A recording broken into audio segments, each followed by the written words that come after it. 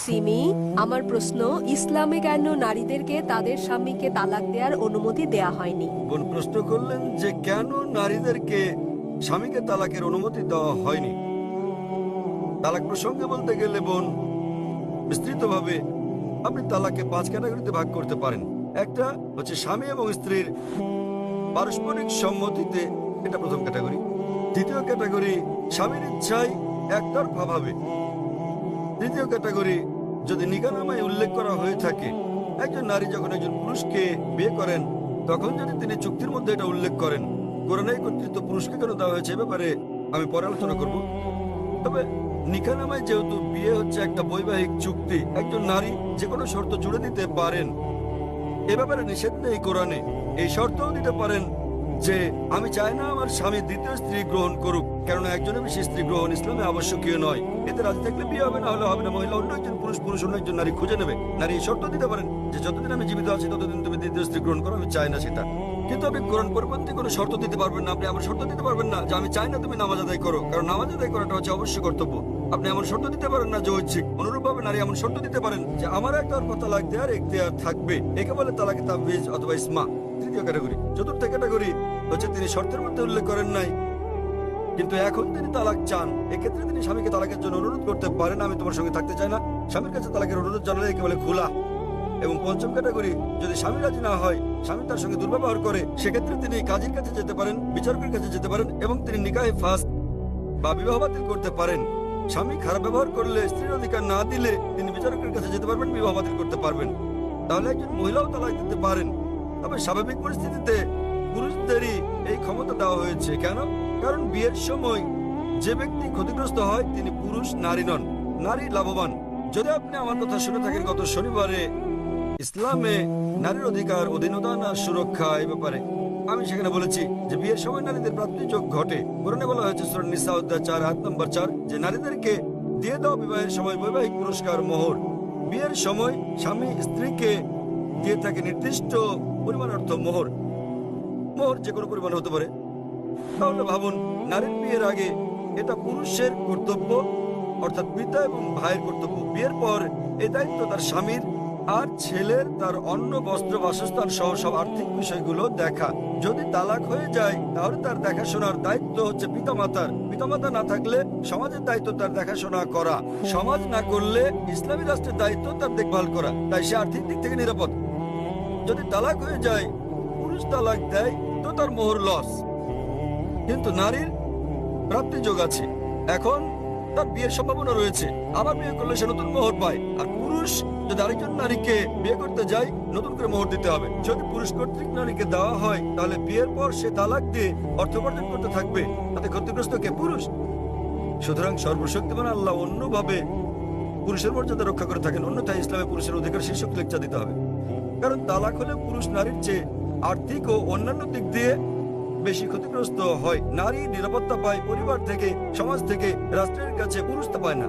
তাই এইসব কারণে আল্লাহ সর্বশক্তিমান ঈশ্বর পুরুষকে নিরাপত্তা দিয়েছেন। তথাপিও নারী চাইলে বৈবাহিক চুক্তিতে উল্লেখ করলে সে নিজেও তালাক দিতে পারবে, অথবা সে তালাক দেওয়ার জন্য স্বামীকে অনুরোধ করতে পারে, যাকে বলে খোলা। অথবা স্বামী খারাপ ব্যবহার করলে বিচারকের কাছে যেতে পারে এবং বিবাহ বাতিল করে দিতে পারে, যাকে বলে নিকাহে ফাস্ক। আশা করি উত্তরটা পেয়েছেন। জি, আপনাকে ধন্যবাদ। হ্যাঁ, পিছনের দিকের বাইক থেকে আপনি বলেন। আমি মিসেস পল। আমি হাইকোর্টের একজন উকিল। আমি হিন্দু, বিয়ে হয়েছে খ্রিস্টানের সঙ্গে। আমার মনে এই প্রশ্নটি এসেছে মানুষ হত্যার ব্যাপারে ডাক্তার সাহেবের চিন্তা ভাবনা এবং ইসলামের শিক্ষার কথা শোনার পর। যদি হত্যা করা ইসলামে কঠোরভাবে নিষিদ্ধ হয়, তাহলে কেন মুসলমানদের আধ্যাত্মিক নেতারা জিহাদের নামে যে হত্যাকাণ্ড চলছে তার প্রকাশ্য সমালোচনা ও বিরোধিতা করছেন না? মুসলমানরা কিভাবে কতিপয় মুসলমানের ইসলামের অপব্যবহার ও অপব্যাখ্যা মেনে নিচ্ছেন, যারা সারা বিশ্বে মুসলমানদের নামে কলঙ্ক লেপন করছেন? বোন সুন্দর একটা প্রশ্ন করলেন। বললেন যে তিনি ইসলামের শিক্ষা থেকে অনুপ্রাণিত হয়েছেন, ইসলাম নিরপরাধ মানুষ হত্যার বিপক্ষে। কিন্তু তবুও কেন সব মুসলিম নেতারা একত্রিত হয়ে এর নিন্দা করে না, যেসব হত্যাকাণ্ড চলছে জিহাদের নামে এবং এ ধরনের কিছু কুলাঙ্গারের কারণে ইসলাম কলুষিত হচ্ছে? বোন, বিস্তারিত জবাবের জন্য আপনাকে 1 বছর আগে 2008 সালের নভেম্বরে বিগত শান্তি সম্মেলনে আমার আলোচনার শেষ দিকের কথাগুলো শুনতে হবে। দ্বিতীয় আন্তর্জাতিক শান্তি সম্মেলনে আমার শেষ বক্তব্যটার বিষয় ছিল মিডিয়া এবং ইসলাম, যুদ্ধ না শান্তি। প্রধানত যারা দোষী তারা হচ্ছে মিডিয়া। মিডিয়ায় কোনো সম্প্রদায়ের কুলাঙ্গারদের খুঁজে বের করে এবং তাদেরকে এমনভাবে তুলে ধরে যেন তারাই হচ্ছে অনুসরণীয় মুসলিম। এটাই হচ্ছে মিডিয়া। তাই মিডিয়ায় যে আপনারা দেখছেন সেগুলো ঘটনার বাস্তব চিত্র নয়। কোরআনে পরিষ্কারভাবে বলা হয়েছে, সূরা মাইদা অধ্যায় 5 আয়াত 32, যে যদি কেউ কোনো মানুষকে হত্যা করে, হোক মুসলিম বা অমুসলিম, সেটা যদি হত্যার অপরাধ বা দেশে বিশৃঙ্খলা সৃষ্টির অপরাধে না হয়, তাহলে সে যেন সমগ্র মানবজাতিকে হত্যা করলো। এবং যদি কেউ কোনো মানুষের জীবন রক্ষা করে, তাহলে সে যেন পুরো মানবজাতিকে রক্ষা করলো। সুতরাং কোনো নিরপরাধ মানুষকে হত্যা করা হচ্ছে পাপ ইসলামে। এটা কেবল পাপই না, এটা সমগ্র মানবজাতিকে হত্যা করার মতো পাপ। তাই যারা হত্যাকাণ্ড ঘটায়, বিভিন্ন ঘটনা ঘটে, রাস্তা দিয়ে চলার সময় বোমা বিস্ফোরণ ঘটে ইত্যাদি, নিরপরাধ মানুষকে হত্যা করা সম্পূর্ণ নিষিদ্ধ। এটা অত্যন্ত পরিষ্কার। এবং যখন আমি গিয়েছিলাম ইউএসএ, যখন গিয়েছিলাম ইউকে, যে মুসলিম সংগঠনগুলো রয়েছে তারা নিন্দা জানিয়েছে। আপনারা জানেন লন্ডনে পাতাল রেল স্টেশনে বোমা বিস্ফোরণ ঘটেছিল, আমরা তার নিন্দা জানিয়েছি। আমি ইউএসএ গিয়েছি, দেখেছি যে মুসলিম সংগঠন 9/11 ঘটনার নিন্দা জানিয়েছে। আমি তাদের সঙ্গে একমত, তাদের সঙ্গে আমি একমত। 9/11 যে ঘটেছিল, কয়েক হাজার মানুষ নিহত হয়েছিল, এটা নিন্দনীয় কাজ। কে এটা করেছে আমি জানি না, আমি বলছি না যে মুসলিমরা করেছে, এটা হচ্ছে মিডিয়া। তারা বলছে কোনো প্রমাণ নেই, কোনো প্রমাণ নেই। কিন্তু যে করুক না কেন, ইন্টারনেটে ঢুকলে আপনি দেখবেন অনেক প্রামাণ্য চিত্র আছে যাতে দেখানো হয়েছে যে এটা সরকারের কাজ, অভ্যন্তরীণ ষড়যন্ত্র। জর্জ বুশ করেছে, এটা আমি জানি না কে করেছে। তবে যেই করুক, 9/11 টুইন টাওয়ারে বোমা হামলার ঘটনায় হাজার হাজার নিরপরাধ মানুষ হত্যা করা, এটা নিন্দনীয়। 50 জনের বেশি মানুষ মারা গেছে লন্ডনের বাতালের বোমা হামলার ঘটনায়, সেটাও নিন্দনীয়। 2 বছর আগে জুলাই মাসে বোম্বেতে ট্রেনে যে বোমা হামলার ঘটনা ঘটে, সেখানে 100-রও বেশি মানুষ নিহত হয়, এটাও নিন্দনীয়। কিন্তু এখানে থামলে চলবে না। একইভাবে আমি আফগানিস্তানে হাজার হাজার মানুষ হত্যারও নিন্দা জানাই, নিন্দা করি। ইরাকে হাজার হাজার মানুষ হত্যার, ফিলিস্তিনে হাজার হাজার মানুষ হত্যারও নিন্দা করি। আমি একে সে সন্ত্রাসবাদ বলি। আপনারা জানেন তারা কি করছে? তারা ক্ষেপণাস্ত্র পাঠাচ্ছে, তারা পাঠাচ্ছে বোমা। আপনারা জানেন ফিলিস্তিনিরা তারা লড়াই করছে ইটপাটকেল দিয়ে, আর তাদেরকে বলা হচ্ছে সন্ত্রাসী। আপনারা জানেন আমেরিকা বোমা পাঠাচ্ছে, প্যাট্রিয়ট ক্ষেপণাস্ত্র, গুচ্ছ বোমা পাঠাচ্ছে। এই গুচ্ছ বোমা যখন কোথাও পড়ে, তখন এটা অনেকগুলো বোমায় বিভক্ত হয়। এভাবে হাজার হাজার আফগানকে হত্যা করা হচ্ছে। কিন্তু কেন? এটা কাপুরুষোচিত কাজ। সেজন্য সমাপনী বক্তৃতায় আমি বলেছিলাম, গত কয়েক শতাব্দীর সবচেয়ে বড় সন্ত্রাসী জর্জ বুশ। 1 নাম্বার। জর্জ বুশের মতো এত মানুষ আর কেউ হত্যা করেনি। এখন তিনি আর ক্ষমতায় নেই। ইরাকে তিনি ওষুধের ওপর নিষেধাজ্ঞা আরোপ করেন এবং জর্জ বুশের কারণে ইরাকের 5 লাখ শিশু নিহত হয়। আমরা ভালো করে জানি। এমনকি যদি একমত হয়ে যায় সেখানে একজন লোক লুকিয়ে আছে, এই লোকটি যে বিন লাদেন, তার তো কোনো প্রমাণ নেই। যদি তিনি লুকিয়েও থাকেন, ভাবুন সেক্ষেত্রে আপনি একজন মানুষের জন্য হাজার হাজার মানুষকে হত্যা করছেন। এটা দুঃখজনক। আমরা দেখতে পাচ্ছি যে এটা মিডিয়া তুলে ধরছে। মিডিয়া যা তুলে ধরছে তা হচ্ছে মুসলিমরা এই কাজ করেছে। আমি জানি বোন কুলাঙ্গার আছে, আমাদের সম্প্রদায় কুলাঙ্গার আছে, সব সম্প্রদায় তো কুলাঙ্গার রয়েছে। ভারতীয় মিডিয়া কাশ্মীর নিয়ে কথা বলে, কতবার বলেছে আসাম নিয়ে, নকশাল মাওবাদীদের নিয়ে। আপনি জানেন ভারতের জন্য সবচেয়ে বড় হুমকি হচ্ছে মাওবাদীরা। তারা কি করছে? তারা থানায় বোম মারছে, তারা পুলিশ হত্যা করছে। ভারতের বেশিরভাগ হত্যাকাণ্ডই ঘটায় মাওবাদীরা, কমিউনিস্টরা, এলটিটি, হিন্দুরা। কিন্তু কে তাদেরকে বলছে হিন্দু সন্ত্রাসী? আপনি আসামে গেলে দেখবেন খ্রিস্টান সন্ত্রাসী। হিন্দুরা যখন সন্ত্রাস করে তখন আপনারা বলেন এলটিটিই, লিবারেশন তামিল টাইগার্স। আপনি যুক্তরাজ্যে গেলে দেখবেন আইআরএ, আইরিশ রিপাবলিকান আর্মি। তারা ক্যাথলিক। প্রোটেস্ট্যান্ট আর ক্যাথলিকদের মধ্যে বিস্তর তফাৎ রয়েছে। কেউ তাদেরকে ক্যাথলিক সন্ত্রাসী বলছে না কেন? তাহলে আমরা কি দেখছি? কোন ধর্ম নিরপরাধ মানুষকে হত্যা করতে শেখায় না, কিন্তু মুসলিমদের চেয়ে অমুসলিমরা বেশি নিরপরাধ মানুষকে হত্যা করছে। তথাকথিত মুসলমান যারা নিরপরাধ মানুষকে হত্যা করে, তারা আসলে মুসলিম নয়। তারা কোরআন এবং নবীর শিক্ষা অনুসরণ করে না। কিন্তু মিডিয়া কি করছে? তারা এইসব কুলাঙ্গারদের খুঁজে বের করে তাদেরকে অনুসরণীয় মুসলিম হিসেবে তুলে ধরছে। তাই প্রথমে দোষ দিতে হবে মিডিয়াকে। মিডিয়া বানাতে পারে কালোকে সাদা, দিনকে রাত, হিরোকে ভিলেন, ভিলেনকে হিরো। আপনি আমার লেকচার শুনতে পারেন সন্ত্রাস কি মুসলিমদের একচেটিয়া, তাহলে বিস্তারিত জানতে পারবেন ইনশাআল্লাহ। ধন্যবাদ। শুভ সন্ধ্যা স্যার। Good evening. আমার নাম রাহুল গাওকার এবং আমি একজন ছাত্র। আমি ইসলাম ধর্ম সম্পর্কে আপনার কাছে জানতে চাই, অন্যান্য মুসলমানদের তুলনায় কেন শিয়া মুসলমানদের কম গুরুত্ব দেওয়া হয়। আমি আমার এক মুসলমান বন্ধুর কাছে শুনেছি তাদেরকে শিয়া পরিবারের পানীয় পান করার অনুমতি দেওয়া হয় না। পানীয় না, ঠিক আছে। আমি আসলে জানতে চাই, এও বলা হয়ে থাকে যে ইরাকে সাদ্দাম হোসেন যা করেছেন, তিনি রাসায়নিক গ্যাস প্রয়োগ করেছেন, তিনি শিয়াদের উপর নৃশংসতা চালিয়েছেন, যা দ্বিতীয় বিশ্বযুদ্ধের সময় ইহুদিদের উপর হিটলারের নির্যাতনের সঙ্গে তুলনীয়। তাহলে এটিকে কি আপনি অবিচার মনে করেন না? আমি আরো জানতে চাই, প্রকৃতপক্ষে পূর্বে শিয়ারা ইসলাম ধর্মে যে ভুল করেছে তারা আজও তার প্রায়শ্চিত্ত করে যাচ্ছে কিনা? ভাই প্রশ্ন করলেন যে শিয়াদের কেন নিজ বলে গণ্য করা হয়, তারা কি অপরাধ করেছে, সাদ্দাম হোসেন কেন তাদেরকে হত্যা করেছেন, যেমন জার্মানিতে হিটলার রাসায়নিক অস্ত্র দিয়ে ইহুদিদের হত্যা করেছে ইত্যাদি। ভাই ইসলামে কোনো শিয়া সুন্নি নেই, কোনো শিয়া সুন্নি নেই ইসলামে। অনেক লোক আছে। আমি উত্তরটা দেই, আমি উত্তর দেবো। আপনার প্রশ্নের উত্তর দেওয়ার পর আপনি বলবেন। ইসলামে কোনো শিয়া সুন্নি নেই। কোরআনে বলা হয়েছে সূরা আলে ইমরান অধ্যায় 3 আয়াত নম্বর 103, ওয়াতাসিমু বিহাবলিল্লাহি জামিআ ওয়া লা তাফাররাকু। তোমরা আল্লাহর রজ্জু শক্ত করে ধরো এবং পরস্পর বিচ্ছিন্ন হও না। আমাদেরকে আল্লাহর রজ্জু ধরতে হবে, এটা কোরআন এবং নবী মুহাম্মদ সাল্লাল্লাহু আলাইহি ওয়াসাল্লামের সহিহ হাদিস। যদি আপনি এই রজ্জু ধরেন তাহলে আপনি খাঁটি মুসলিম। ইসলামে শিয়া সুন্নি নেই এবং ইসলামে কোনো ভাগ নেই। কোরআন বলছে সূরা আনাম অধ্যায় নম্বর 6 আয়াত নম্বর 159, হে নবী, নিশ্চয়ই যারা খণ্ড বিখণ্ড করেছে, অনেক দল করেছে ইসলাম ধর্মকে, তাদের সাথে আপনার কোনো সম্পর্ক নেই। আল্লাহ বিচার দিবসে তাদের ব্যাপারটা দেখবেন। এবং আমাদের নবী মুহাম্মদ সাল্লাল্লাহু আলাইহি ওয়াসাল্লাম বলেছেন যে মুসলিমদের মধ্যে 73টি দল হবে, এর মধ্যে কেবলমাত্র একটি দল যাবে জান্নাতে। সাহাবাগণ জিজ্ঞেস করলেন কোন দলটি? যারা অনুসরণ করবে আমাকে এবং আমার সাহাবীদের, যারা কোরআন এবং নবীর সহিহ হাদিস মেনে চলবে তারা। সুতরাং কোরআন বলছে ধর্মকে খণ্ড বিখণ্ড করো না। আমাদের নবী বলেন, এমনকি কোরআনে বলা হয়েছে কিছু লোক থাকবে তারা দল সৃষ্টি করবে। কতটা? 73টা। যে দল সঠিক পথে থাকবে তারা বিভাজন সৃষ্টি করবে না। সুতরাং যে কেউ নিজেকে মুসলিম ছাড়া অন্য কিছু বললেও শব্দটি হবে মুসলিম। মুসলিম মানে যে নিজের ইচ্ছাকে আল্লাহর কাছে সমর্পণ করেছে। নবী কি ছিলেন? তিনি শিয়া ছিলেন না সুন্নি ছিলেন? তিনি কি ছিলেন? তিনি ছিলেন মুসলিম। এবং এর আগে আমি বোনকে যে জবাব দিয়েছি তাতে ছিল সূরা আলে ইমরান অধ্যায় 3 আয়াত নম্বর 64 বলা হয়েছে, ফাকুলু শাদু বিআন্না মুসলিমুন। সাক্ষী থাকো যে আমরা মুসলিম। বিচার করার জন্য আপনি কি করবেন মুসলিমরা ঠিক না ভুল পথে চলছে? আপনি দেখবেন কোরআন। মোহাম্মদ, জাকির, সুলতান, আব্দুল্লাহ, যে কোনো নাম হোক, কোনো সমস্যা নেই। নিজেকে পরীক্ষা করতে বলেন, যদি সে কোরআন এবং নবীর নির্ভরযোগ্য বাণী বুখারী, মুসলিম ইত্যাদি অনুসরণ করে তাহলে সে খাঁটি মুসলিম।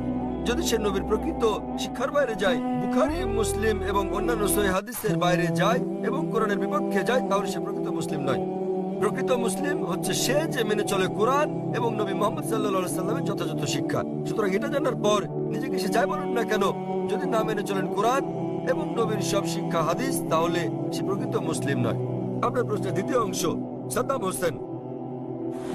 প্রশ্নের মধ্যে সাদ্দাম হোসেন নেই? আছে প্রশ্নের মধ্যে? হ্যাঁ, সাদ্দাম হোসেন। সাদ্দাম হোসেন শিয়াদের হত্যা করেন। ভাই আমি জানি না তিনি শিয়াদের হত্যা করেছেন কিনা, এটা মিডিয়া বলছে। কিন্তু হোক সাদ্দাম হোসেন, হোক হিটলার, হোক জর্জ বুশ, যে কোনো নিরপরাধ মানুষকে হত্যা করে শিয়া সুন্নি বাদ দেন। যদি সে হত্যা করে নিরপরাধ কোনো হিন্দু, নিরপরাধ খ্রিস্টান, নিরপরাধ ইহুদিকে, তাহলে সেটা বড় অপরাধ। হোক না কেন সাদ্দাম হোসেন, হোক জর্জ বুশ, হোক না হিটলার, যে কোনো নিরপরাধ মানুষকে হত্যা করে, হোক সে মুসলিম বা মুসলিম, হোক না কোনো হিন্দু বা খ্রিস্টান কিংবা ইহুদি, যদি কেউ কোনো নিরপরাধ মানুষকে হত্যা করে, সেটা হচ্ছে একটা পাপ কাজ, এটা নিষিদ্ধ। কারণ সাফাই করতে আমি এখানে আসিনি। তাতে হোক তার নাম জর্জ বুশ, হিটলার, সুলতান, আব্দুল্লাহ, টম, ডিক, হ্যারি বা যে কেউ, যে কোনো নির্দোষ মানুষকে হত্যা করা সবার জন্য নিষিদ্ধ। আশা করি উত্তরটা পেয়েছেন। স্যার, তার মানে আপনি বলতে চান আমাদের শিয়া সুন্নি কিংবা বহুরি মুসলিমে বিশ্বাস করা উচিত আমি তা বলছি না। কোরআন কোনো শিয়া সুন্নি নেই কোরআনে। কোরআনে মানে কোনো স্যার, বই নেই। এখানে অনেক মসজিদ আছে, অনেক মসজিদ। তাহলে আপনি তাদেরকে বলেন, তাদের জিজ্ঞেস করেন শিয়া কথাটা কোথায় আছে কোরআনে। তাকে জিজ্ঞেস করেন বরি কোথায় আছে কোরআনে। স্যার, এটা আমার কলেজ বান্দ্রায় স্যার আমি অধ্যয়ন করছি। সুতরাং তারা মেনে চলছে না। আপনাকে যা করতে হবে তা হচ্ছে তাদের জিজ্ঞেস করেন তারা কি মুহাম্মদ সাল্লাল্লাহু আলাইহি সাল্লামের শিক্ষা অনুসরণ করে চলছে, তারা কি আল্লাহ সুবহানাহু ওয়া তাআলার শিক্ষা অনুসরণ করছে। আল্লাহ কোরআনে বলেছেন সূরা আনাম অধ্যায় নম্বর 6 আয়াত নম্বর 159, যারা সৃষ্টি করেছে বিভক্তি ইসলাম ধর্মে, তাদেরকে আপনার কিছু করার নেই। ইসলাম ধর্মে বিভক্তি সৃষ্টি করা এটা হচ্ছে হারাম। ভালো মুসলমান হতে হলে আপনাকে আল্লাহর রজ্জু শক্ত করে ধরতে হবে, এটা বলা আছে কোরআনে। সুতরাং কাউকে আব্দুল্লাহ, সুলতান এরকম নামে ডাকলেই সে জান্নাতে যেতে পারবে না, বরং সেজন্য স্রষ্টা সর্বশক্তিমান আল্লাহর নির্দেশ পালন এবং নবী মুহাম্মদ সাল্লাল্লাহু আলাইহি সাল্লামের শিক্ষা অনুসরণ করতে হবে। ভাই আপনাকে একটা প্রশ্ন করি, একটা প্রশ্ন। আপনি শিয়া সুন্নি নিয়ে খুবই উদ্বিগ্ন, জানতে চাচ্ছি সেটা কেন?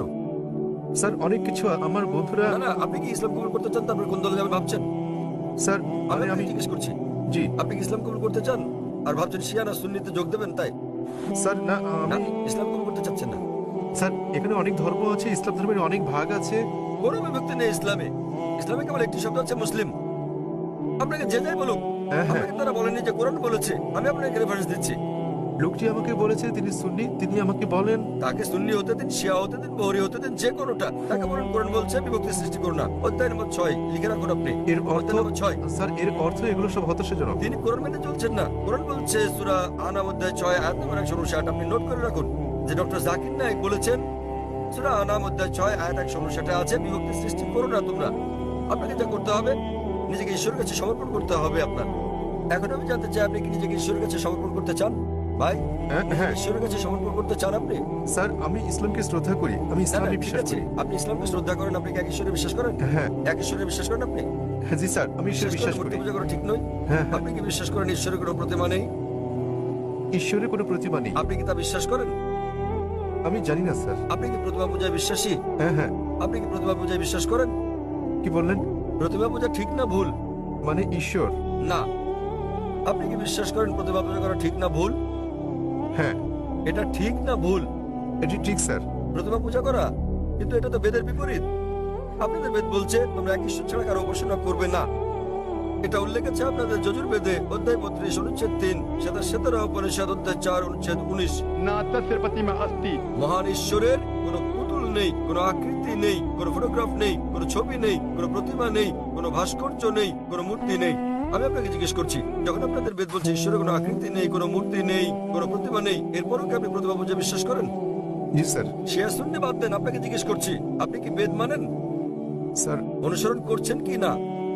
ধর্ম মানেন কি না? স্যার, কারণ আমি এই ধর্মের স্যার। ঠিক, তাই আমি বলছি যে এটা আমার ভুল নয় স্যার, আমি এই এই ধর্মের মধ্যে ধর্মের জন্ম মধ্যে নিয়েছি বড় স্যার। হলেও আমি জিজ্ঞেস করছি যে অধ্যয়ন করা আপনার কর্তব্য কি না। সে কারণে আপনার বেদ- আমি এই বিষয়টি অনুসন্ধান তাই আমি করছি। আপনাকে বলছি ভাই, আপনাদের ধর্মগ্রন্থ বেদে আছে, যজুর্বেদ অধ্যায় 32 অনুচ্ছেদ 3, শ্বেতার উপনিষদ অধ্যায় 4 অনুচ্ছেদ 19। এটা বলছে, न तस्य प्रतिमा अस्ति এটা একটা সংস্কৃত উদ্ধৃতি। এর মানে সর্বশক্তিমান ঈশ্বরের কোনো প্রতিমা নেই, কোনো আকৃতি নেই, কোনো আলোকচিত্র নেই, কোনো ছবি নেই, কোনো ভাস্কর্য নেই, কোনো প্রতিমূর্তি নেই, কোনো পুতুল নেই। যদি আপনার ধর্মগ্রন্থ বলে সর্বশক্তিমান ঈশ্বরের প্রতিমা নেই, তাহলে কি প্রতিমা পূজা করা ঠিক না ভুল? ঠিক না ভুল? ঠিক বেঠিক ঠিক করার মতো এত বড় ব্যক্তি আমি নই স্যার। না না, আপনার ধর্মগ্রন্থ বলছে ঈশ্বরের কোনো আকৃতি নেই, কোনো প্রতিমা নেই, কোনো মূর্তি নেই, কোনো ছবি নেই, তথাপি ঈশ্বরের মূর্তি করা ঠিক না ভুল? কেন আমার পূর্ববর্তী ব্যক্তিগণ, মানে আমার পূর্বসূরীরা কেন এই কাজ করেছে স্যার? স্যার, আমি তাদের দোষ দিতে জি? পারি না। আমার পূর্বসূরীরা, আমার পূর্বে হিন্দু ধর্মের লোকেরা এটা করেছে স্যার। স্যার, আমি তাদের দোষ দিতে আমি পারি না। হিন্দুদের প্রশ্ন করছি না, আমি আপনাকে জিজ্ঞেস করছি, আপনার ধর্মগ্রন্থ, আপনার ধর্মের সবচেয়ে গ্রহণযোগ্য গ্রন্থ কোনটি? আপনি জানেন না? কি আপনি স্যার? কি জানেন আপনার ধর্মের সর্বশ্রেষ্ঠ গ্রন্থ কোনটি? স্যার এটা মানে হচ্ছে বেদ। হ্যাঁ, তাহলে আপনি দেখেন আমার ভিডিও ক্যাসেট ইসলাম ও হিন্দু ধর্মের সাদৃশ্য সমূহ। আমি অনুরোধ করছি ভলান্টিয়ারদের তাকে একটা ইসলাম ও হিন্দু ধর্মের সাদৃশ্য নামে ডিভিডি দেওয়ার জন্য। আপনার কোনো প্রশ্ন থাকলে আমার সঙ্গে সাক্ষাৎ করতে পারেন, ইনশাল্লাহ আপনার সন্দেহ দূর হবে। আর আমি আপনাকে অনুরোধ করব, এটা পড়ুন, বুঝুন এবং সঠিক শান্তি খুঁজে নিন। স্যার, শেষ কথা আমি আপনাকে জিজ্ঞেস করতে চাই স্যার, মানে আমাদেরকে এসব বিশ্বাস করলে হবে না যে ইসলামে অনেক বিভক্তি আছে, যেমন শিয়া সুন্নি, এগুলো আমাদের বিশ্বাস করা উচিত নয়। আমাদের কেবল কোরআনে বিশ্বাস করা উচিত। কোরআন এবং নবীর সহিহ হাদিস ব্যাস। যে কোনো আলেম যাই বলুন, কোরআন বলছে সূরা নিসা অধ্যায় 4 আয়াত নম্বর 59, अतिउल्लाह अतिउर रसूल আল্লাহ ও তার রাসূলকে মানো এবং অতঃপর তোমাদের মধ্যে যারা আদেশ দানের কর্তৃত্ব প্রাপ্ত, যাদেরকে এই কাজে দায়িত্ব দেওয়া হয়েছে তাদের, অর্থাৎ আপনাকে আল্লাহ এবং সর্বশক্তিমান ঈশ্বর, তার রাসূল এবং জ্ঞানী ব্যক্তিদের মান্য করতে হবে। কিন্তু আয়াতটা এখানেই শেষ হয়নি। আর বলা হয়েছে যদি তারা কোনো বিষয়ে একমত হতে না পারে তো আল্লাহ তার রাসূলের উপর ছেড়ে দাও। যদি কেউ আপনাকে কিছু বলে, আপনি তা কোরআন এবং সহিহ হাদিস দিয়ে যাচাই করুন সেটা ঠিক না ভুল। এ কারণে যে কোনো আলেম যাই বলুক না কেন, তার কোনো মূল্য নেই ইসলামে। স্যার, সেখানে আমাদের বিষয় হচ্ছে আল্লাহ সর্বশক্তিমান ঈশ্বরেও তার বার্তাবাহক। কোন আলেম কিছু বললে তা যদি কোরআন এবং সহিহ হাদিসের সঙ্গে মিলে তো আমরা গ্রহণ করি, আর যদি কোরআন হাদিসের বিপরীতে হয় তা প্রত্যাখ্যান করি। স্যার, কোন ব্যক্তি নিজেকে মুসলিম বলে দাবি করলে আপনি তাকে বলবেন, कुल हाथु बुरहानकुम প্রমাণ দাও इन कुंतुम सादिकिन যদি সত্যবাদী হও। সে কারণেই যখন আমি প্রশ্নের উত্তর দেই, আমি কোরআন এবং সহিহ হাদিসের রেফারেন্স দেই। যা আমি বলছি, যা ডক্টর জাকির নায়েক বলছেন, তা কিছুই নয় ইসলামে, কোনো মূল্য নেই তার। আমি যা বলি ইসলামে তার মূল্য হচ্ছে শূন্য। যা কোরআন বলছে, সর্বশক্তিমান ঈশ্বর বলছেন, যা আমাদের প্রিয় নবী মুহাম্মদ সাল্লাল্লাহু আলাইহি সাল্লাম বলছেন, তা মূল্যবান। তাই আমি যা দিচ্ছি তা হচ্ছে রেফারেন্স। যারা জানেন না আমি তাদের রেফারেন্স দিচ্ছি। আমার উত্তরের ভিত্তি কোরআনের বিভিন্ন আয়াতের শিক্ষা, আমার জবাবের ভিত্তি নবীর বাণী, সহিহ বুখারী খণ্ড নাম্বার ইত্যাদি প্রমাণ হিসেবে। সুতরাং তারা যা বলেন তার মূল্য আছে, আমি যা বলি মূল্য নেই। আশা করি উত্তরটা পেয়েছি। আমরা পুরুষদের শাড়ির মাঝের দিকের মাইক থেকে পরবর্তী প্রশ্নটি নেব। সকলকে শুভ সন্ধ্যা এবং শুভ সন্ধ্যা ডক্টর নায়েক। আজ আমি এক মানুষ কথা বলছি মানবতার পক্ষে।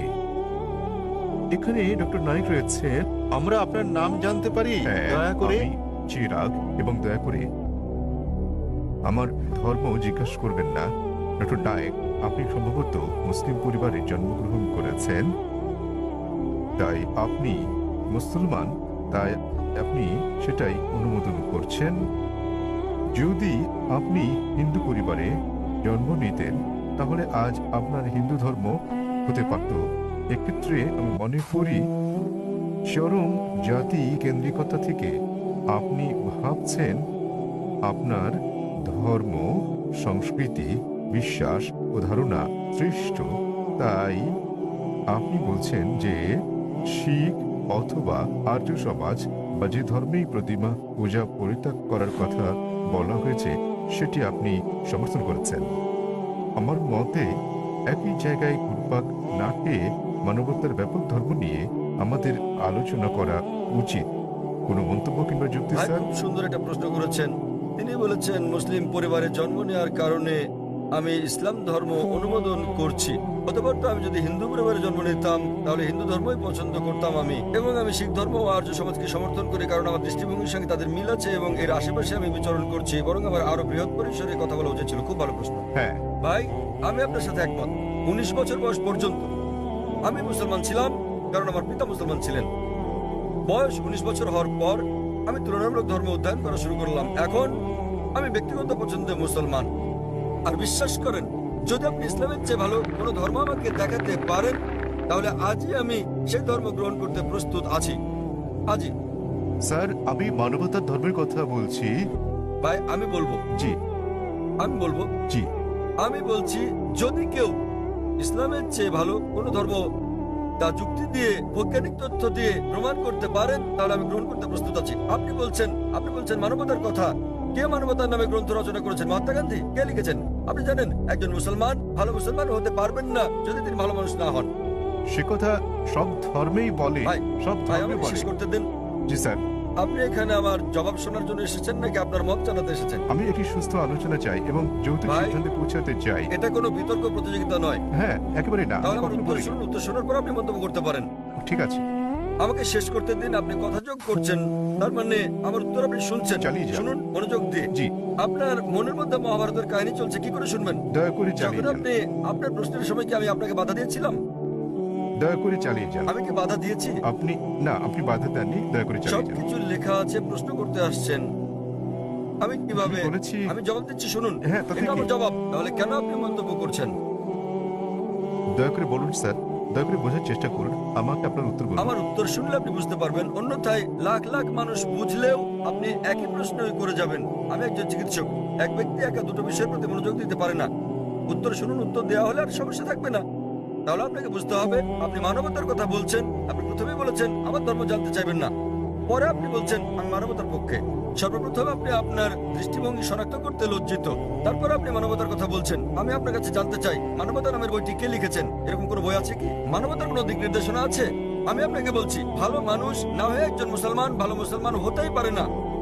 সব ধর্ম বলে না। আমি বলার জন্য দুঃখিত যে আপনি অন্যান্য ধর্মগ্রন্থ অধ্যয়ন করেননি। আমি আপনাকে বলতে পারি, আমি উদ্ধৃতি দিতে পারি বেদ থেকে, অন্য হিন্দু ধর্মগ্রন্থ থেকে, বাইবেল থেকে উদ্ধৃতি দিতে পারি যেগুলো মানবতার বিরুদ্ধে যায়। আমি অন্য ধর্মের সমালোচনা করতে আসিনি। যদি আপনি কোনো ধর্ম অধ্যয়ন করে না থাকেন তাহলে দয়া করে এমন কিছু বলবেন না যে ব্যাপারে আপনার জ্ঞান নেই।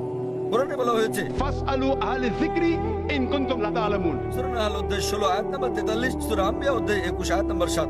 আপনি তুলনামূলক ধর্ম বিষয়ের ছাত্র নন, তাই না জেনে কোনো মন্তব্য করবেন না। আমি বাইবেল থেকে উদ্ধৃতি দিতে পারি যা মানবতার বিরুদ্ধে। আমি আপনাকে চ্যালেঞ্জ করছি, কোরআন থেকে এমন একটা আয়াত বের করেন, নবী মুহাম্মদ সাল্লাল্লাহু আলাইহি সাল্লামের এমন কোনো বাণী বের করেন যা মানবতার বিরুদ্ধে যায়। সুতরাং এমন কথা বলবেন না সব ধর্মে বলা হয়েছে। দুঃখিত, আপনার জানাশোনা বড়ই দুর্বল। আমি আপনাকে যা বলার চেষ্টা করছি, মানবতা মানে ঠিক আছে আপনি কেবল স্ট্যান্ডার্ড 2-3 তে আছেন, আর আমি যা বলছি তা কেবল স্কুল পাস নয়, কেবল স্নাতক পাস নয়, বুঝতে হবে স্নাতকোত্তর পাস হতে হবে আপনাকে। ইসলাম মানে উচ্চ পর্যায়ে, কেবল মানবতার কোনো পর্যায়ে নেই। ভালো মানুষ না হলে কোনো মুসলমান ভালো মুসলমান হতে পারবে না। আমি আপনাকে চ্যালেঞ্জ করছি, ইসলামের এমন একটা দিক আপনি বলতে পারেন যা মানবতার বিরুদ্ধে যায়। যৌক্তিক পটভূমি, যৌক্তিক কারণ আপনার জানা না থাকতে পারে ইসলাম কেন এমন অনুশাসন জারি করলো, আর আপনি ভাবতে পারেন সেটা মানবতার বিরুদ্ধে। ঠিক যেমন আপনারা বলেন ডাক্তার আমাকে ইনজেকশন দিচ্ছে, ইনজেকশনে যন্ত্রণা দিচ্ছে, ওই ইনজেকশনটা আপনার ভালোর জন্য।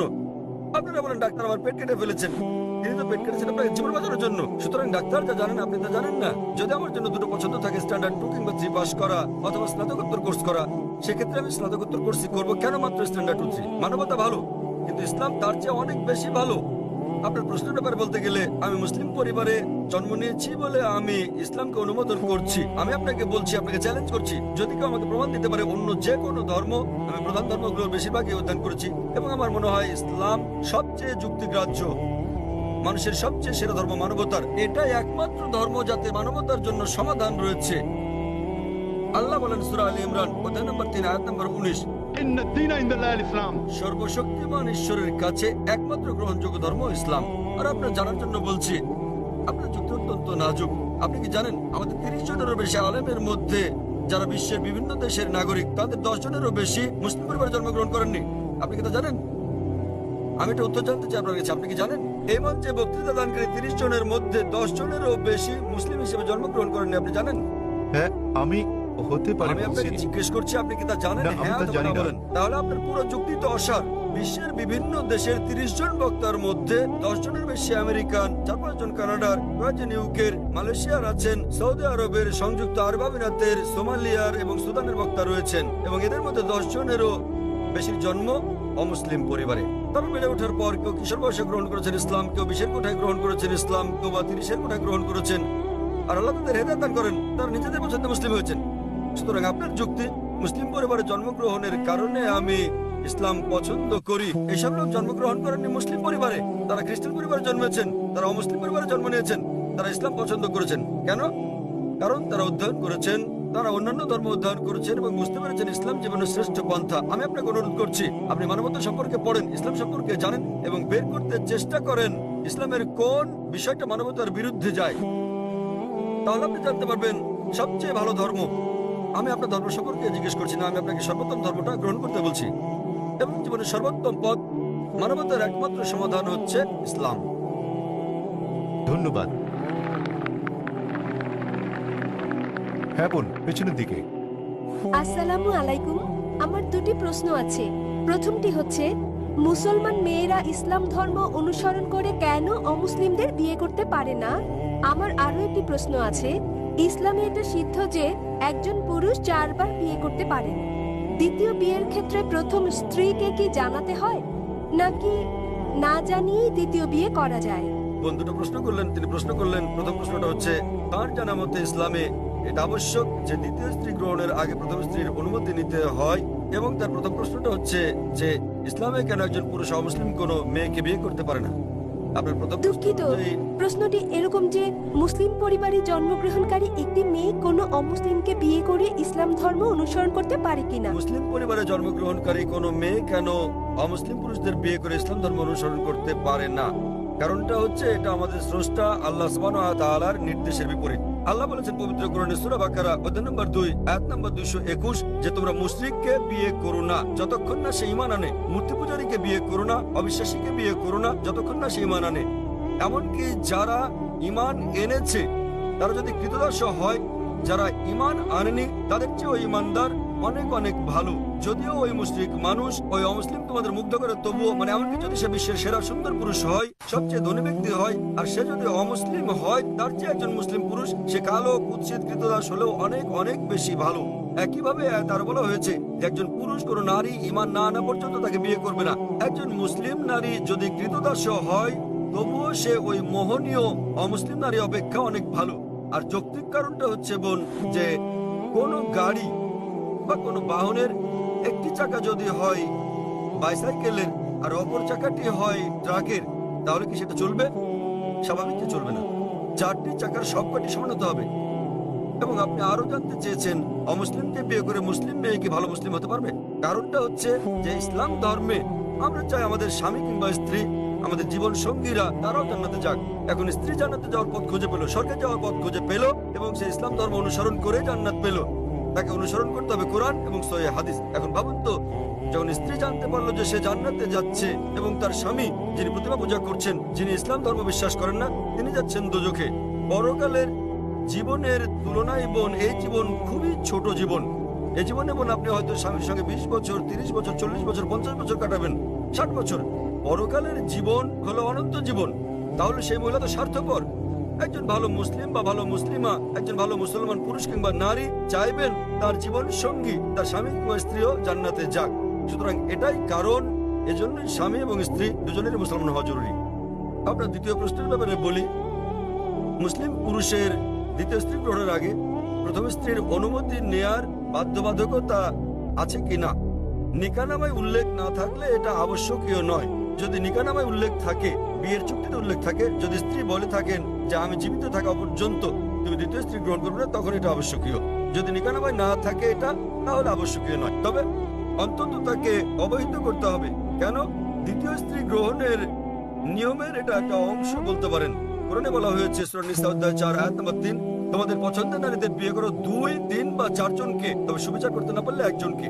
তাহলে একাধিক বিয়ের ক্ষেত্রে অন্যতম একটা দিক হচ্ছে স্ত্রীদের মধ্যে সুবিচার করতে হবে। তো যদি প্রথম স্ত্রীকে এটা না জানান, তাদের মধ্যে সুবিচার করবেন কিভাবে? তখন হয়তো আপনি মিথ্যে বলবেন, অফিসের কাছে যাচ্ছেন, বোম্বের বাইরে যাচ্ছেন ইত্যাদি বলতে পারেন। কিন্তু যদি আপনি দ্বিতীয় বিয়ে করেন, প্রথম স্ত্রীর অনুমতি নেওয়া সেখানে আবশ্যকীয় না হলেও উভয় স্ত্রীর মধ্যে সমান আচরণের কথা ভেবে আপনাকে অন্তত বিষয়টা থেকে জানাতে হবে। আশা করি উত্তরটা পেয়েছেন। ধন্যবাদ। হ্যাঁ ভাই, আপনার নাম এবং আপনার প্রশ্ন। হ্যাঁ, হ্যালো ডক্টর জাকির নায়েক, আমার নাম মাহেন্দ্র কুমার এবং আমি একজন MBA পাস। ফোর্টে থমাস কুকের হয়ে কাজ করি। আমার প্রশ্ন নন ভেজিটেরিয়ান খাদ্য সংক্রান্ত। ইসলামে কি এর অনুমতি আছে? পশু পাখি, জীবিত প্রাণী, আপনি কি একে সহিংসতা বলে মনে করেন না? আমার দ্বিতীয় প্রশ্ন, নন ভেজ খাদ্য গ্রহণ কি ইসলামে বাধ্যতামূলক এবং প্রকৃত নিরামিষভোজী ব্যক্তি কি ইসলাম অনুসরণ করতে পারেন? ভাই মহেন্দ্র কুমার খুব সুন্দর একটা প্রশ্ন করেছেন। তিনি বললেন যে ইসলামে আপনারা ননভেজ খাবার খাবেন, আপনারা প্রাণী হত্যা করবেন। কেন ইসলাম ধর্ম প্রাণী হত্যা করার অনুমতি দেয়? এবং একজন মুসলমান কি প্রকৃত নিরামিষভোজী হতে পারেন? ভাই, এই প্রশ্নের উত্তর দেওয়ার আগে আমি আপনাকে বলতে চাই, একজন মুসলমান প্রকৃত নিরামিষভোজী হয়েও খুব ভালো একজন মুসলমান হতে পারেন। এটা বাধ্যতামূলক নয় ইসলামে যে আপনাকে ননভেজ খেতেই হবে, এটা বাধ্যতামূলক নয়। তবে যেহেতু কোরআনে আল্লাহ বলেছেন এবং আমাদেরকে অনুমতি দিয়েছেন ননভেজ খাদ্য গ্রহণের জন্য, সূরা মাইদা অধ্যায় 5 আয়াত 1 এখানে বলা হয়েছে যে তোমরা চতুষ্পদ জন্তু খাও যা তোমাদের জন্য হালাল করা হয়েছে। সূরা নাহল অধ্যায় 16 আয়াত 5 উল্লেখ করা হয়েছে যে তোমরা গো মহিষাদের মাংস ভক্ষণ করতে পারো। সূরা মুমিনুন অধ্যায় 23 আয়াত 21 বলা হয়েছে যে গো মহিষাদের উদরস্থিত বস্তু থেকে আমি তোমাদের পান করাই, এর মধ্যে তোমাদের উপকার রয়েছে এবং তোমরা এদের মাংস ভক্ষণ করতে পারো। সুতরাং যখন সর্বশক্তিমান ঈশ্বর হালাল প্রাণীর মাংস ভক্ষণ করার অনুমতি দিয়েছেন, তখন আমরা কেন খাবো না? এখন যৌক্তিক কারণের দিকে আসি, কেন ইসলাম আমিষ ননভেজ খাদ্য গ্রহণের অনুমতি দিয়েছে? যদি ননভেজ খাদ্যকে বিশ্লেষণ করা হয়, দেখা যাবে এগুলো প্রোটিন সমৃদ্ধ। মানব দেহে 23 প্রকার অ্যামিনো অ্যাসিডের প্রয়োজন রয়েছে, যার 8টি মানব দেহে তৈরি হয় না, খাদ্য দিয়ে এগুলোর চাহিদা মেটাতে হয়। এগুলো অত্যাবশ্যকীয় অ্যামিনো অ্যাসিড নামে পরিচিত। এখন এই 8 প্রকার অত্যাবশ্যকীয় অ্যামিনো অ্যাসিডের সবগুলো কোনো শাকসবজির মধ্যে একসঙ্গে পাওয়া যায় না, কেবলমাত্র মাংসের মধ্যে পাওয়া যায়। সেজন্য কোনো প্রাণীর মাংস শাকসবজির তুলনায় অধিক বেশি পুষ্টিকর। এছাড়াও যদি আপনি বিশ্লেষণ করেন, যদি আপনি তৃণভোজী প্রাণীদের দাঁতগুলো ভালো করে দেখেন, যেমন গরু, ছাগল, ভেড়া, এদের দাঁতগুলো চ্যাপ্টা, এরা কেউ তৃণভক্ষণ করে মাংস খায় না। যদি আমরা ভালো করে দেখি মাংসাশী প্রাণীগুলোর দাঁত, যেমন বাঘ, চিতাবাঘ, সিংহ, দেখতে পাবো এদের দাঁতগুলো তীক্ষ্ণ, তাদের ক্যানাইন দাঁত আছে। এরা কেবল মাংস খায়, তৃণজাতীয় খাদ্য খায় না। যদি আমরা মানুষের দাঁতগুলো বিশ্লেষণ করি, আমরা আয়নার সামনে গিয়ে ভালো করে দেখি আমাদের মানুষের চ্যাপ্টা এবং তীক্ষ্ণ দু ধরনের দাঁতই রয়েছে। যদি সর্বশক্তিমান ঈশ্বর আমাদের কেবলমাত্র শাকসবজি খাওয়ার ইচ্ছে করতেন, তাহলে কেন তিনি আমাদের ক্যানাইন দাঁত দিলেন? কেন তিনি আমাদের তীক্ষ্ণ দাঁত দিলেন? কিসের জন্য? স্বাভাবিকভাবে বোঝা যায় প্রাণীজ খাবার খাওয়ার জন্য, মাংস খাওয়ার জন্য। এছাড়াও যদি আমরা মানুষের পরিপাকতন্ত্র বিশ্লেষণ করি, যদি আমরা এটাকে তৃণভোজী প্রাণীগুলোর সঙ্গে তুলনা করি, গরু, ছাগল, ভেড়া, দেখা যাবে এরা কেবল তৃণ হজম করতে পারে। মাংসাশী প্রাণী বাঘ, চিতাবাঘ, সিংহ, এদের পরিপাকতন্ত্র কেবল মাংসজাতীয় খাদ্য হজম করতে পারে, তারা তৃণ হজম করতে পারে না। মানুষের পরিপাকতন্ত্র দুটোই হজম করতে পারে। মানুষের আছে ক্ষুদ্রান্ত, বৃহদান্ত্র। এটা শাকসবজি হজম করতে পারে, মাংস হজম করতে পারে, দুটোই হজম করতে পারে। সর্বশক্তিমান ঈশ্বর যদি আমাদের কেবল শাকসবজি খাওয়াতে চাইতেন, তাহলে তিনি কেন আমাদের এমন পরিপাকতন্ত্র দিলেন যা উভয় হজম করতে পারে? বিশ্লেষণে দেখা গেছে হিন্দুদের অনেকের ধারণা যে হিন্দু ধর্ম মাংস জাতীয় খাদ্য খাওয়া নিষিদ্ধ করেছে। প্রকৃতপক্ষে যদি আপনি পড়েন, মনুস্মৃতিতে উল্লেখ আছে অধ্যায় নম্বর 5 শ্লোক নম্বর 30, সর্বশক্তিমান ঈশ্বর খাদ্য হিসেবে কিছু প্রাণীকে সৃষ্টি করেছেন আর কিছুকে করেছেন খাদক। যেসব প্রাণীকে খাদ্য হিসেবে সৃষ্টি করা হয়েছে সেগুলো খেলে কোনো পাপ হবে না। মনুস্মৃতি অধ্যায় 5 শ্লোক 31 বলছে যে সর্বশক্তিমান ঈশ্বর কিছু প্রাণী বলির জন্য সৃষ্টি করেছেন, তাদের জবাই করলে পাপ হবে না। মনুস্মৃতি অধ্যায় 5 শ্লোক 40 বলা হয়েছে যে বলিদানের পশু বলি দেওয়ার জন্য অনুমতি আছে, এটা ঈশ্বরের বিধান। সুতরাং হিন্দু ধর্মে প্রাণীর মাংস খাওয়ার অনুমতি আছে। বেদ ও অন্যান্য ধর্মগ্রন্থ পড়লে দেখবেন সাধু সন্তরা প্রাণীর মাংস খেতেন, এমনকি গরুর মাংস খেতেন। মহাভারত পড়লে দেখবেন অনুশাসন পর্ব অধ্যায় নম্বর 88, যখন পাণ্ডবরা একত্রে মিলিত হয়, যুধিষ্ঠির যিনি পাণ্ডবদের বড় ভাই, তিনি বিশ্বকে জিজ্ঞেস করেন যে কোন খাদ্য আমাদের যজ্ঞে পূজায় দেওয়া উচিত যাতে করে আমাদের পূর্বপুরুষ সন্তুষ্ট হয়। তো ভীষ্ম উত্তর দিলেন যে যদি আপনি লতাপাতা গুল্ম শাকসবজি দেন তাহলে আমাদের পূর্বপুরুষেরা 1 মাসের জন্য সন্তুষ্ট থাকবে। যদি আপনি দেন মাছ তাহলে 2 মাস, যদি তাদেরকে মাংস দেন তাহলে 3 মাস, যদি খরগোশ দেন তাহলে 4 মাসের জন্য, যদি ছাগল দেন তাহলে 5 মাস, যদি লবণযুক্ত শুকরের মাংস দেন তাহলে 6 মাস, যদি তাদের পাখি দেন তাহলে 7 মাস, যদি হরিণ দেন তাহলে 8 মাস। এভাবে খাদ্য তালিকা ক্রমশ বড় হতে থাকে। বলা হয়েছে যদি মহিষ দেন তো 11 মাস, যদি দেন গোমাংস আপনি, তাহলে আমাদের পূর্বপুরুষেরা পুরো 1 বছর সন্তুষ্ট থাকবে। এবং যদি ছাগলের লাল মাংস কিংবা গন্ডারের মাংস দেন তাহলে তারা অনন্তকাল সন্তুষ্ট থাকবেন। সুতরাং হিন্দু ধর্ম মতে প্রাণীর মাংস খাওয়া কোনো পাপ নয়। হিন্দু ধর্মাবলম্বী অনেকে জীবিত প্রাণী হত্যা না করার অহিংস দর্শনে উদ্বুদ্ধ হয়ে মাংস খেতেন না, তারাও খেতে শুরু করেছেন। কিন্তু এমনকি এই অহিংস দর্শন, যেমন আপনি বলেছেন যে জীব হত্যা করা হচ্ছে পাপ, ভাই আপনি কি জানেন যে উদ্ভিদেরও প্রাণ আছে? আপনি কি এটা জানেন ভাই? জি। তাহলে জীব হত্যা যে পাপ আপনি বলেন, সেক্ষেত্রে উদ্ভিদ লতাপাতা ইত্যাদি হত্যা পাপ, তাহলে কেন আপনি সেগুলো খাবেন? একমত, খুব ভালো। এছাড়াও এমন কিছু লোক আছে যারা বলে ঠিক আছে ভাই জাকির, আমি একমত যে উদ্ভিদেরও প্রাণ আছে, কিন্তু তারা তো ব্যথা অনুভব করে না, তাই উদ্ভিদ হত্যা করা জীবজন্তু হত্যা করার চেয়ে কম পাপ। যে বিষয়টা মনে রাখতে হবে তা হচ্ছে বিজ্ঞান আজ উন্নত, আমরা জানতে পেরেছি যে উদ্ভিদও ব্যথা অনুভব করে, কিন্তু উদ্ভিদের কান্না মানুষ শুনতে পায় না। কারণ মানুষ যে শব্দ তরঙ্গ শুনতে পায় তার মাত্রা 20 সাইকেল থেকে 20,000 সাইকেল পার সেকেন্ড পর্যন্ত, এর নিচের বা বেশি মাত্রার শব্দ তারা শুনতে পায় না। আমেরিকার এক কৃষক উদ্ভিদের কান্নাকে মানুষের শ্রবণ তরঙ্গে রূপান্তর করেছিলেন এবং উদ্ভিদগুলো কান্নাকাটি করলে পানি চাইলে তিনি বুঝতে পারতেন। আরেক ব্যক্তি এসে আমাকে যুক্তি দিয়ে বললেন, ভাই জাকির আমি আপনার সঙ্গে একমত যে উদ্ভিদের প্রাণ আছে এবং তারা ব্যথা অনুভব করে, তবে উদ্ভিদের দুটো ইন্দ্রিয় কম আছে প্রাণীদের ইন্দ্রিয় সংখ্যার তুলনায়। সুতরাং উদ্ভিদ হত্যা করা প্রাণী হত্যা করার চেয়ে অনেক কম পাপ। আমি আপনাকে জিজ্ঞেস করি ভাই, মনে করেন আপনার ভাই, আপনার বড় ভাই, তিনি জন্ম থেকেই বধির ও বোবা, যখন সে বড় হলো তখন কেউ তাকে হত্যা করলো, তাহলে কি আপনি বিচারককে বলবেন যে মহামান্য এই হত্যাকারীকে আপনি কম শাস্তি দিন, কেননা আমার ভাই দুটো ইন্দ্রিয় কম ছিল, তিনি শুনতে পেতেন না, কথা বলতে পারতেন না? আপনি কি কথা বলবেন? বরং আপনি বলবেন খুনিকে দ্বিগুণ শাস্তি দেওয়া হোক, কারণ আমার ভাই কানে শুনতেন না, বলতে পারতেন না, তিনি মাসুম ছিলেন, নির্দোষ ছিলেন তিনি। তাই ইসলামে 2 বা 3টি ইন্দ্রিয়ের কোনো প্রশ্ন নেই। কোরআনে বলা হয়েছে সূরা বাকারা অধ্যায় 2 আয়াত 168, যেসব হালাল বস্তু দেওয়া হয়েছে সেগুলো খাও, যে সকল খাদ্য হালাল সেগুলো তোমাদের জন্য পবিত্র, সেগুলো খেতে পারো। এত সত্ত্বেও ব্যক্তিগতভাবে আমার কোনো সমস্যা নেই যদি অমুসলিমরা প্রাণীর মাংস না খায়, আমার কোনো সমস্যা নেই। কেবল তারা যখন বলে পশু পাখির মাংস খাওয়া পাপ, এক ধরনের অপরাধ, শুধু তখনই আমি জবাবটা দিই। অন্যথায় ভারতের অমুসলিমরা যদি পশু পাখির মাংস না খায় সেটা আমার জন্য ভালো। যদি ভারতের সকল অমুসলিমরা মাংস খেতে শুরু করে তাহলে খাসি গরুর মাংসের দামটা বেড়ে যাবে, তখন আমার মাংস খাওয়ার খরচটাও বেড়ে যাবে। তাই ব্যক্তিগতভাবে আমার কোনো সমস্যা নেই। আশা করি ভাই আপনি উত্তরে সন্তুষ্ট হয়েছেন। হ্যাঁ নিশ্চয়ই স্যার। সুতরাং এখন আপনি চাইলে একজন ভালো নিরামিষভোজী হতে পারেন, আবার চাইলে আমিষভোজীও হতে পারেন। মাংস খেলে আপনি আরো সুস্বাস্থ্যের অধিকারী হবেন, আপনি খেতে পারেন। তবে আপনি প্রকৃত নিরামিষভোজী হতে চাইলেন, তাতেও কোনো পাপ নেই। আশা করি উত্তরটা পেয়েছেন ভাই। হ্যাঁ বোন, আপনার প্রশ্ন। স্যার, আমি ডক্টর কল্পনা। আমার প্রশ্ন, ইসলাম আত্মীয়ের মধ্যে বিবাহ সমর্থন করে কি না? আপনি জানেন চিকিৎসা বিজ্ঞানে অনেক জন্মগত অস্বাভাবিকতার কারণ হচ্ছে স্বগোত্রে বিবাহ, অর্থাৎ আত্মীয়ের মধ্যে বিবাহ। বোন প্রশ্ন করলেন যে ইসলাম কি স্বগোত্রে বিয়ে, নিকটাত্মীয়দের মধ্যে বিয়ের অনুমতি দেয়? জি। বিয়ে সংক্রান্ত ব্যাপারে বলতে গেলে আল্লাহ বলেছেন কোরআনে সূরা নিসা অধ্যায় নম্বর 4 আয়াত নম্বর 22 থেকে 25 যে যে সকল বিয়ে নিষিদ্ধ, তাহলে আপনি বিয়ে করতে পারবেন না আপনার মাকে, আপনার মেয়েকে, আপনার মায়ের বোনকে, আপনার বাবার বোনকে এবং আপনার ঘনিষ্ঠ মাহারাম আত্মীয়দের। তবে আপন চাচাতো মামাতো বোন হলে পারবেন, কিন্তু ভাই বোন, পিতা কন্যা বিয়ের অনুমতি নেই। আপন চাচাতো মামাতো হলে অনুমতি আছে। আজ বিজ্ঞান আমাদের বলছে যদি আপন ভাই বোনের বিয়ে হয় সেক্ষেত্রে অস্বাভাবিকতার সম্ভাবনা অনেক বেশি থাকে, জন্মগত সমস্যা হতে পারে।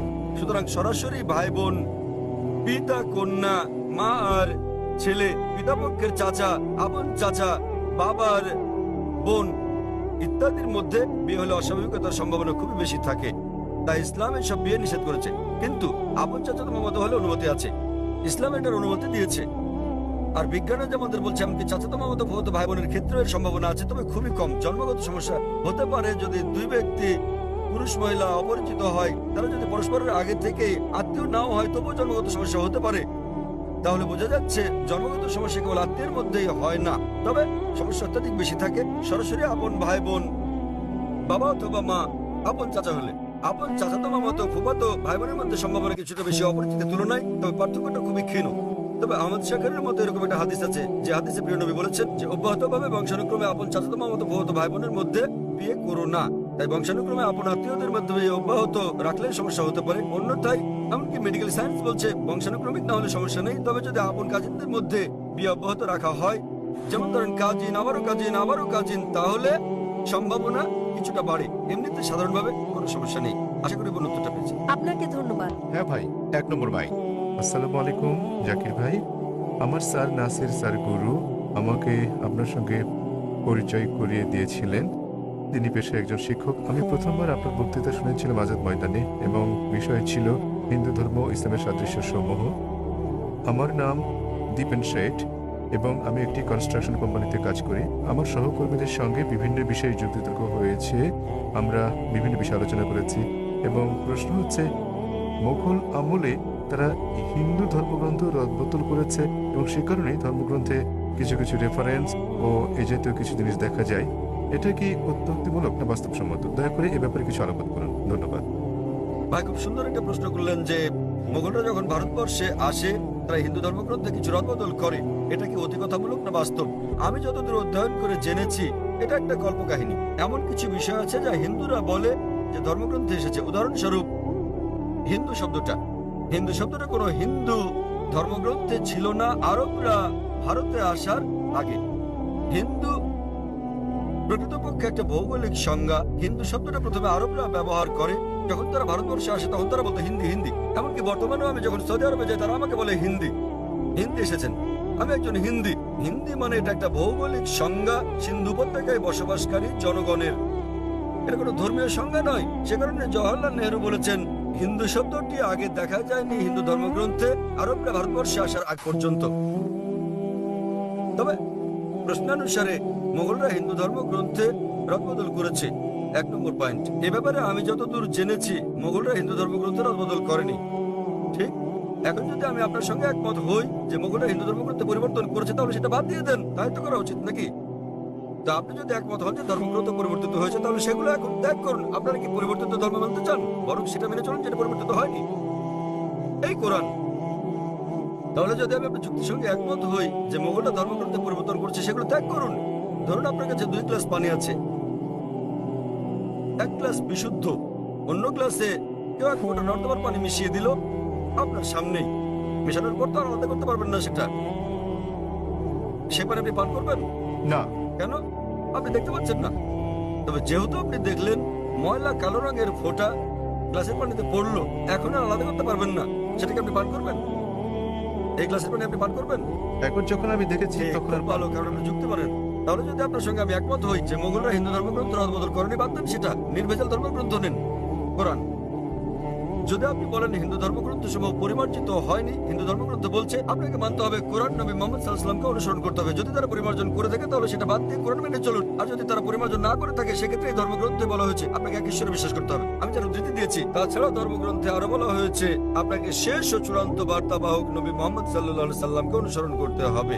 আমি হিন্দু ধর্মগ্রন্থ থেকে উদ্ধৃতি দিতে পারি যেখানে মোহাম্মদ সাল্লাল্লাহু আলাইহি ওয়াসাল্লামের কথা বলা হয়েছে। আপনি পড়ে দেখবেন হিন্দু ধর্মগ্রন্থ ভবিষ্য পুরাণ পর্ব 3 খণ্ড 3 অধ্যায় 3 শ্লোক 5 থেকে 8, এতে মোহাম্মদ সাল্লাল্লাহু আলাইহি ওয়াসাল্লামের কথা বলা হয়েছে। ভবিষ্য পুরাণ পর্ব 3 খণ্ড 3 অধ্যায় 3 শ্লোক 10 থেকে 27 মোহাম্মদ সাল্লাল্লাহু আলাইহি ওয়াসাল্লামের কথা বলছে। কুনটাব সুক্তাস পড়লে দেখবেন অথর্ববেদ বুক নম্বর 20 হেম নম্বর 127 স্তোত্র 1 থেকে 14 মোহাম্মদ সাল্লাল্লাহু আলাইহি ওয়াসাল্লামের কথা বলছে। আপনি পড়লে দেখবেন অথর্ববেদ বুক নম্বর 20 হেম নম্বর 21 স্তোত্র 6, অথর্ববেদ বুক নম্বর 20 হেম নম্বর 21 স্তোত্র 7 মোহাম্মদ সাল্লাল্লাহু আলাইহি ওয়াসাল্লামের কথা বলছে।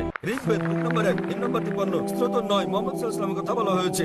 যদি পড়েন সামবেদ অগ্নি মন্ত্র নম্বর 64 মোহাম্মদ সাল্লাল্লাহু আলাইহি ওয়াসাল্লামের কথা বলা হয়েছে। এমনকি মোহাম্মদ সাল্লাল্লাহু আলাইহি ওয়াসাল্লামকে নাম ধরে উল্লেখ করা হয়েছে। তাকে বলা হয়েছে আহমদ, যার মানে যিনি প্রশংসা করেন।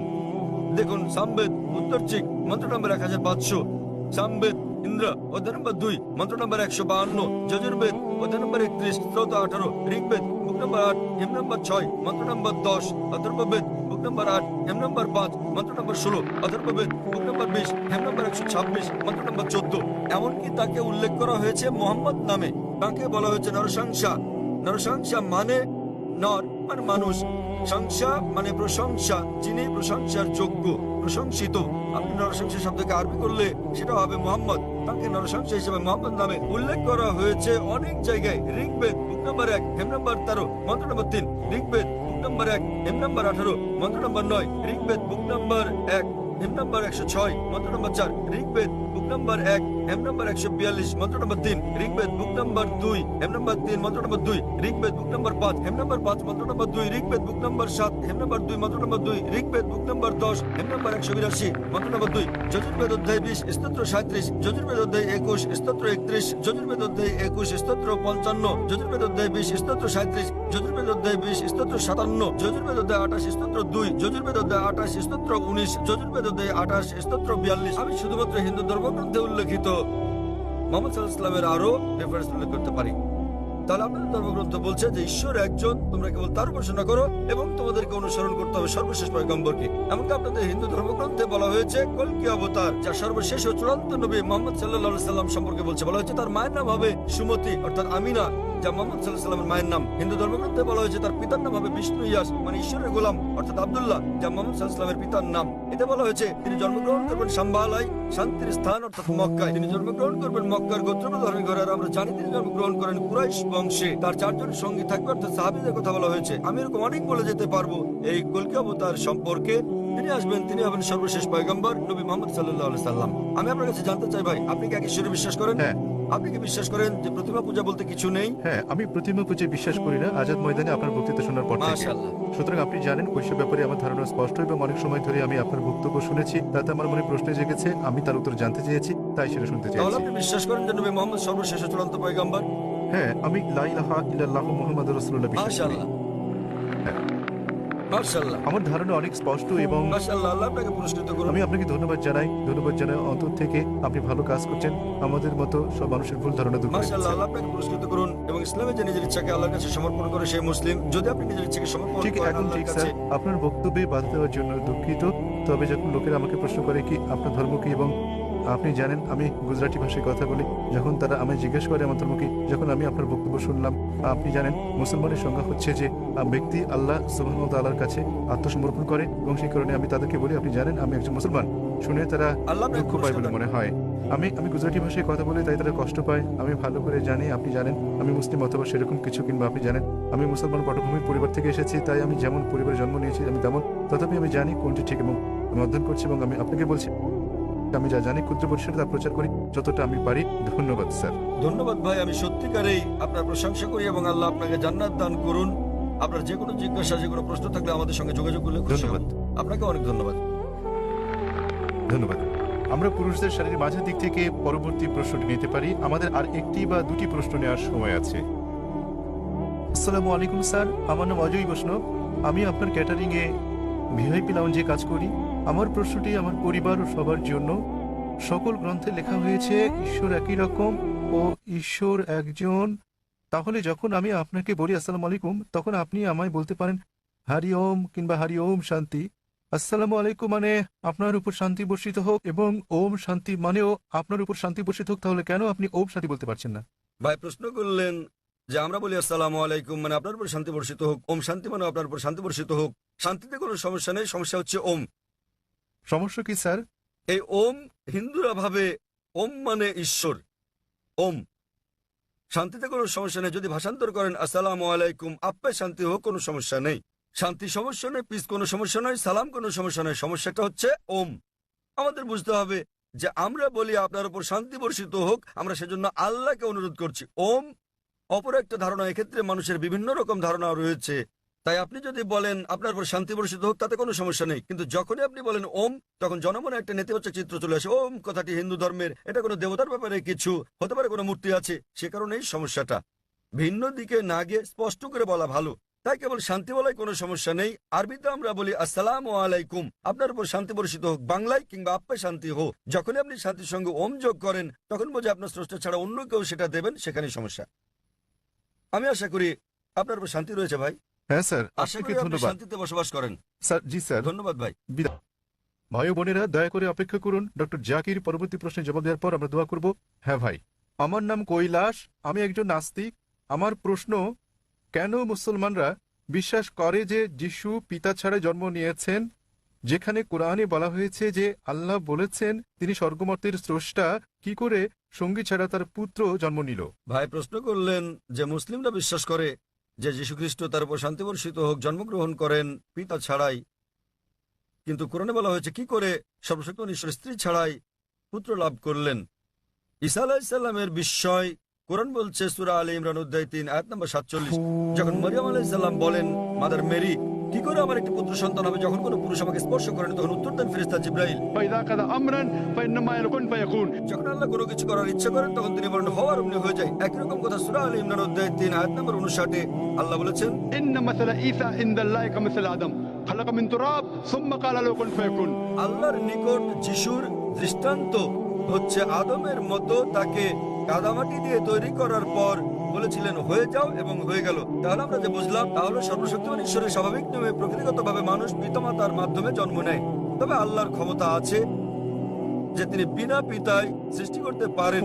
দৃষ্টান্ত হচ্ছে ঈসা আলাইহিস সালাম, অপর বিশ্বে পিতামাতা ছাড়াই তিনি মানুষ সৃষ্টি করেছেন। দৃষ্টান্ত আদম আলাইহিস সালাম, তারপর শান্তি বর্ষিত হোক। কিন্তু কোরআনের আয়াতে বলা হয়েছে যে সর্বশক্তিমান ঈশ্বরের কোনো পুত্র নেই, তার কোনো সঙ্গী নেই, তার কোনো স্ত্রী নেই।